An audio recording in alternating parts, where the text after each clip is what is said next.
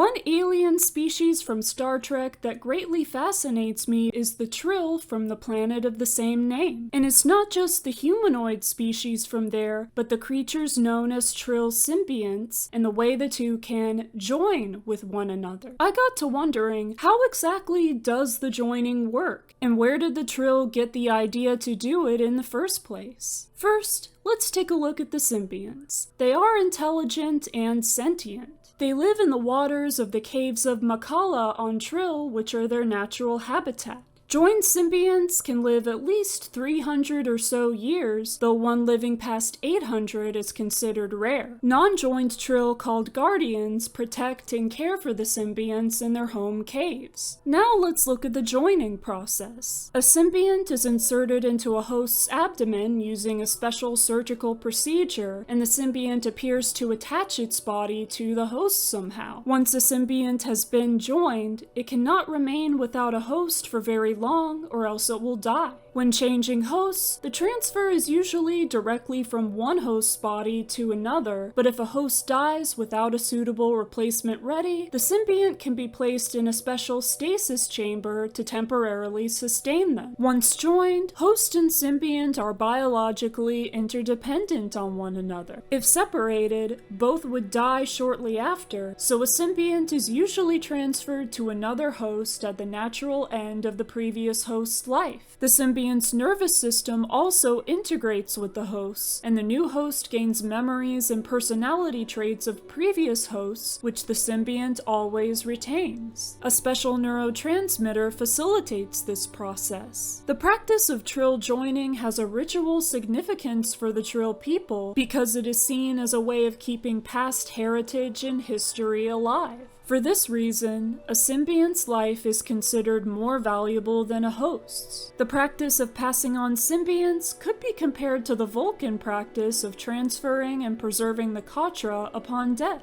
There was even an instance where a Vulcan used a mind meld to extract the memories of a symbiont whose host was dying with no available replacement. The Vulcan in question, a version of T'Pol from an alternate reality, referred to the symbiont's memories as Katra. So how did the Trill people get the idea to join with symbionts, and why would the symbionts agree to it? First off, the waters that the symbionts live in seem to conduct electrical signals very well, including those which constitute brainwaves. When submerged in these waters, a person, even a non-Trill, can seemingly communicate telepathically with the symbionts present in the water. Whether it was the Trill people or the symbionts who came up with the idea of joining, the idea was likely shared between them using this connection. Since symbionts and their hosts are biologically interdependent, the idea may have come about as a life-saving procedure for either one or both in the event of a health crisis which seemed to have no other solution. Once it was discovered that hosts could gain knowledge and experience from symbionts, the thought of joining for the purpose of sharing such mental aspects probably came about and became widespread in Trill society. Not every host and every symbiont are compatible, however. If for whatever reason the joining procedure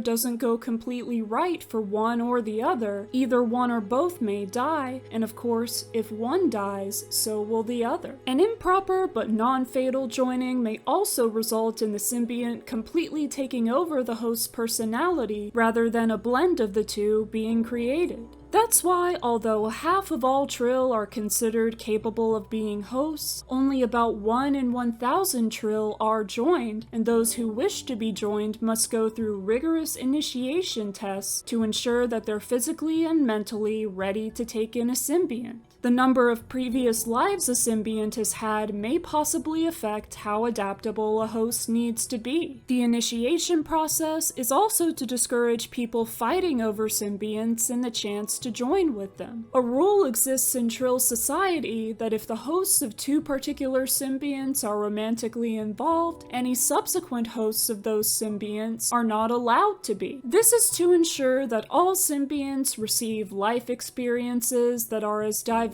as possible. The rather harsh punishment for breaking this rule is exile from Trill society, preventing the symbionts involved from being transferred to a new host once their current ones die.